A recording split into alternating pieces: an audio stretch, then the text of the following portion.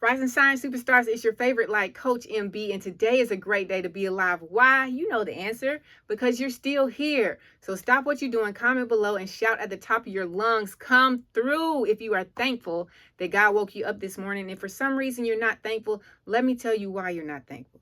You haven't identified your purpose. You don't understand the value that's within you. You don't understand how precious you are, how rare you are, how much impact you're supposed to have on this world. So today, if you're not feeling thankful for being alive, then I challenge you to seek out your purpose. Talk to God, ask for direction, and figure out what it is and why it is that you're still here, because you're still here for a reason. And whatever you're going through right now is only going to last a season. So please don't make a permanent decision based off of a temporary situation. Y'all, it's another great day to be great. Let's grow. Let's grow. Man, y'all ready for this? It's Friday. Hey, hey. Okay, you didn't ask for that, and it just came out of nowhere. All right, so yesterday we were focusing on, the question was for yesterday, are you down with other people's priorities? Did you do your homework? Did you sit down and figure out if your priorities are at the bottom of the totem pole and somebody else's is at the top? And are you going to do what you need to do to make that shift to where there is no totem pole? And you just focusing on your own priorities? Because yesterday we talked about why our priorities are so low. Because we're committed to the wrong commitments and we're loyal to the wrong people.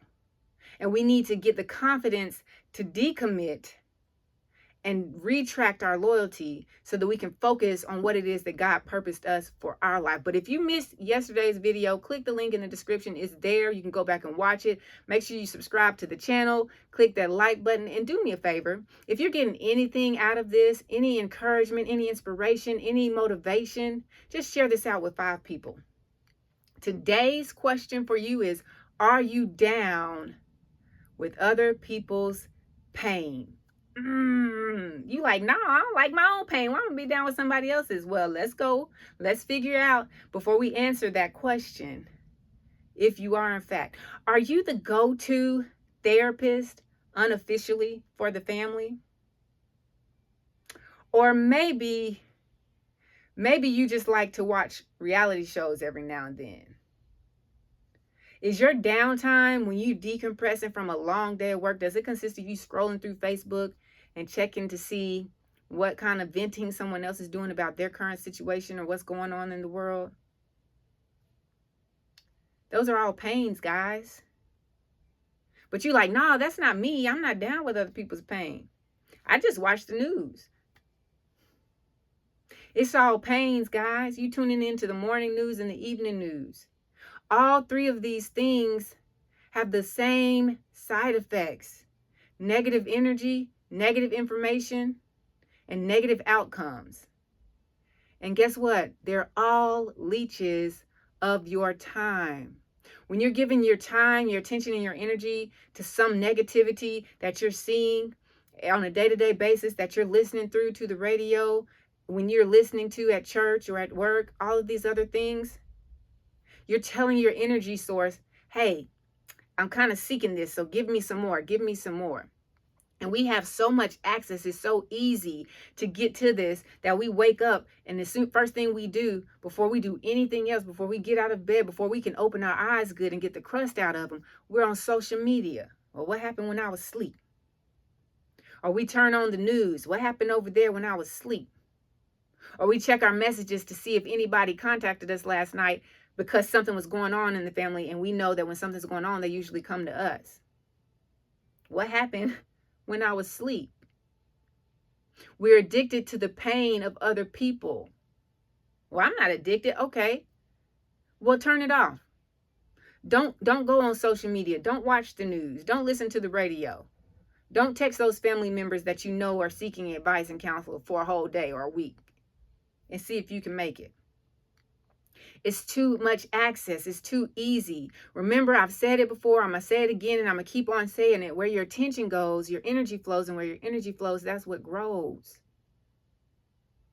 What we give our attention to, our time to, and our energy, that's what we're attracting more of in our life. And then we sit back and wonder, well, why am I always getting in car accidents? Why am I always late for work? Why am I always in a traffic jam? Why am I always missing the light? All of these little things, it feels like negative energy. It's because that's what we're attracting to us. Because we're telling our energy source, hey, I'm seeking for this, and I'm still seeking, and I'm still seeking. So I need you to come up out of me and do the same for me in my world. We think it's just going to stop right here in the palm of our hands, but it's bigger than us. It's in the atmosphere. Are you down with other people's pain? Are you using other people's pain as a distraction to take you away from the pain of your own situation, the misery, the dissatisfaction, the hurt, the agony, the tears of what you're going through right now? And so you're looking somewhere else to be able to compare it, or just say, God, I thank you, that's not me. Are you addicted? Are you down with other people's pain? And you like, well, I mean, what's wrong with me, being a listening ear, lending loving advice to my cousin? She just needs, let me ask you this before you finish that statement. Did you go to school and get your degree in counseling? Are you certified in counseling? Did God purpose your life to be a counselor? Because if not, she can go hire a therapist, which lets you off the hook so that you can get focused on what it is that you're supposed to be doing in life, so that you can actually help the people that God has waiting for you to help by living out and fulfilling your purpose. Well, I know I watch reality shows, but it's not really affecting me because I know that everything on a reality show is staged. Like, I know that. So I'm not concerned about what I'm seeing. It's not affecting me at all, but it is. Because you're energetically and emotionally attached to what's happening. You talking back to the screen. You saying, ooh, child, I wouldn't have done this, that, and the third with so-and-so. But the real and the most important part of this is, you may think that you're aware that everything is staged and it's not affecting you, but your subconscious doesn't. All your subconscious knows is what it sees, which is what you show it. And so it's taking that in, and it's like, okay, this is what she want. This is what he want. Got it. Got the recipe. Boom, bring it here. Your intention, your energy, and your time is going to tell you what your life is going to look like. Don't question why you're not happy with where you are and why you can't get out of this place when you spend your time looking at unhappiness in places that you wouldn't even want to be in. How are you doing that? Why are you doing that?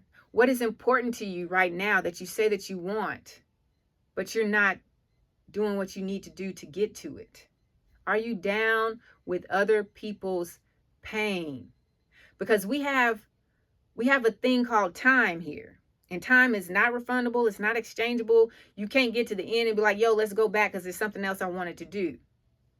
You have a certain amount of time left. How are you spending it? It's like when you were a kid at the grocery store, at a certain age you can go in and you can ask your mom to get you something, and like it was no limit, no cap.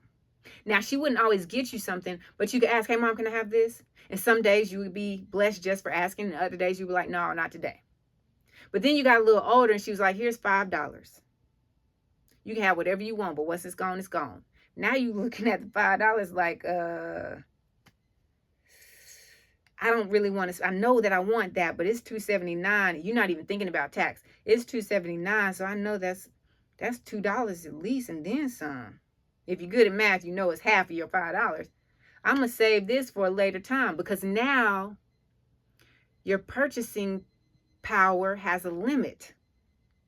Before it was limitless. You could ask and you could get yes or no. You could ask and you could get yes or no. Now you've been handed the purchasing power. You've been handed a max of what you can get with what you have. So now you're more conscious of how you're spending it. But how are you spending your time? What if you knew the purchase power of your time? What if your purchase power was 5 years from now? And that was it. Once it's gone, it's gone. What if your purchase power is 8 months from now? Once it's gone, it's gone. What if your purchase power is 3 days from now? How are you going to spend the time you have left? Are you going to continue to concern yourself with the family stuff that you can't even help, that's not going to help you get to where you're going? Are you going to concern yourself with trying to keep up with the Kardashians and see who found love at first sight? Are you going to stop by the office cooler and see who you can talk to about what's going on in cubicle 393?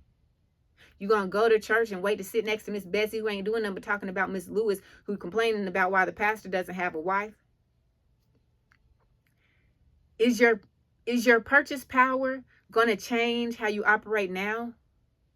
Or are you gonna change how you operate now, knowing that you have a limit on the life you have left, and knowing that every day you wake up with breath in your lungs and air and life in your body is another opportunity for you to make better decisions so that you can get closer to the life of your dreams, to the body, to the health, to the finances, to the houses, the cars, the relationships, whatever it is that you want, the new business, the book. What do you want? What is your purpose in life? What are you supposed to be doing with yourself? What is it that you haven't done that's just in the back of your head? It's just sitting there and you're just holding on to and waiting on it, and you're about to take it to the grave with you.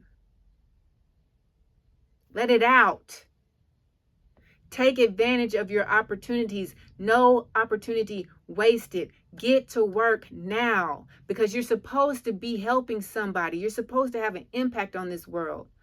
But you're so busy being down with other people's pain, because you're trying to numb your own. You don't want to think about your own. That's what drug addicts do, guys. They take a drug, they get high so that they can take themselves away from the pain. Well, what happens is eventually that one time isn't good enough, so they take more. And then eventually that maxes out, so they take more. And then eventually they get to a point where they don't even get high anymore, but it's just a habit. And because we have access to the news, we have access to social media, we have access to the radio, we have access to our friends and family and people we don't know in the palm of our hands, at some point we're not even seeking the negativity anymore, because our brains are getting numb to it. We can sit there and scroll for 2 hours and not remember what we saw, because now it's just a habit. What if somebody were to secretly watch you for a whole week? And I know you're probably like, they probably secretly watching me now. Shoot. They probably are. But what if somebody was to secretly watch you for a whole week? You didn't know it. You just went about your day-to-day life, your day-to-day habits, you're doing the things you normally do. How much of your purchasing power would they see went to the news, went to listening to the radio, went to talking and gossiping at work, went to listening to the latest church drama?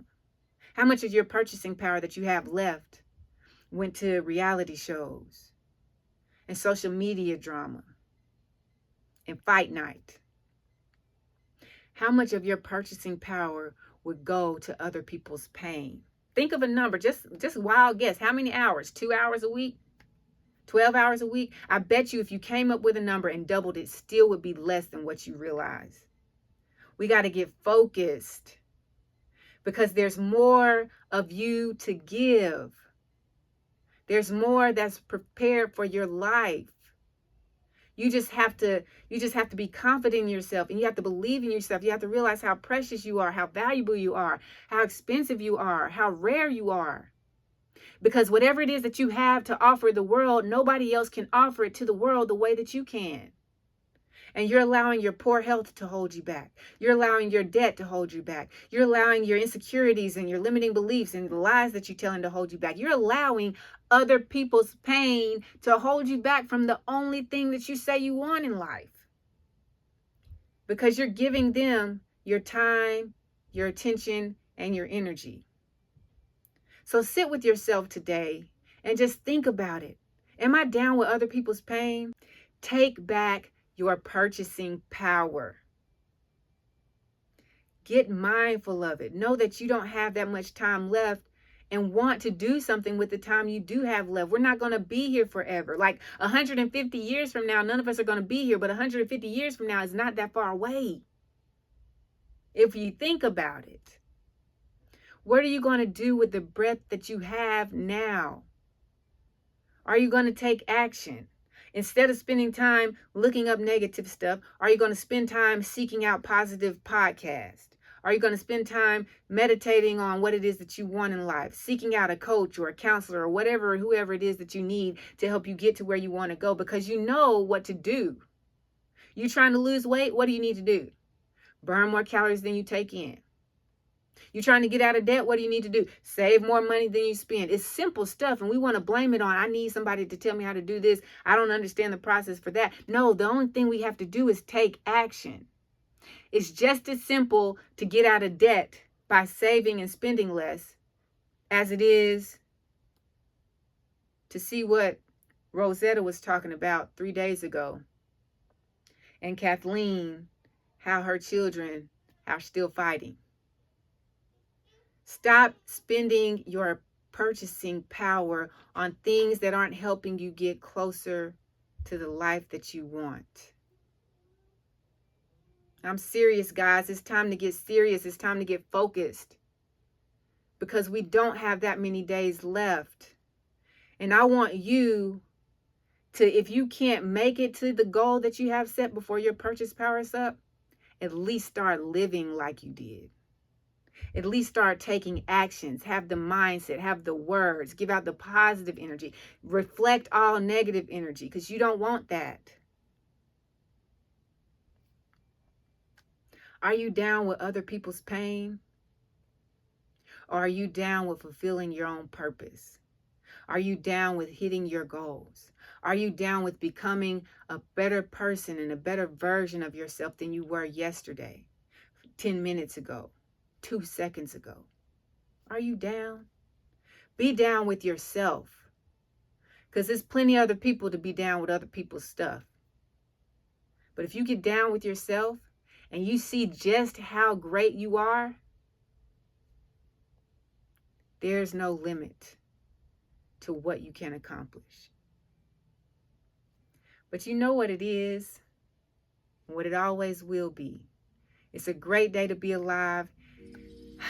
It's a great day to be great, and it's a great day to find the greatness in you. Now go out there today and live the greatest day of your life.